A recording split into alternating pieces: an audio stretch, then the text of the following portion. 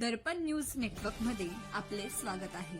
आपण पाहत आहात घडामोडींचं अचूक आणि वेगवान प्रतिबिंब, अर्थात जनमानसाचं प्रतिबिंब, महादर्पण न्यूज।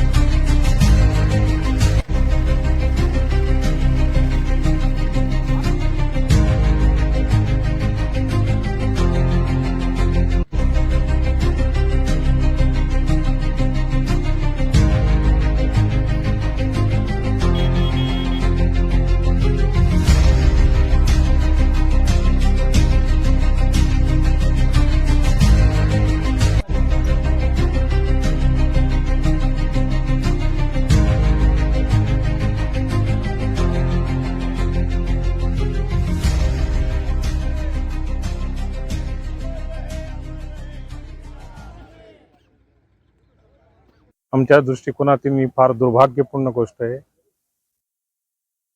मागच्या 2 वर्षापूर्वी याच निम्नतापी प्रकल्पावरती अजितदादा ह्याच धरणाची पाहणी करण्याकरता आणि या धरणाला पुरेसा असा निधी उपलब्ध करून देण्याकरता त्याची पाहणी केली आणि बरोबर त्याच 2 वर्षानंतर त्यांच्या अस्थि विसर्जनाचा कार्यक्रम आम्हाला या ठिकाणी करावा लागतोय। ही आमच्या दृष्टिकोनातून अतिशय दुर्भाग्याची गोष्ट आहे। परमेश्वराला एवढीच प्रार्थना करतो, अजितदादांच्या असंख्य आठवणी या तालुक्यामध्ये, या जिल्ह्यामध्ये, संपूर्ण महाराष्ट्रामध्ये, त्यातलं एक आमचं पाटळसरे धरण की ज्याच्यावर संपूर्ण शेतकरी अवलंबून आहे आणि शेतकऱ्याची प्रगती होणार आहे, त्याच धरणाच्या कुशीमध्ये अजितदादांनी कायम असंच राहावं अशी आम्ही परमेश्वराला प्रार्थना करतो।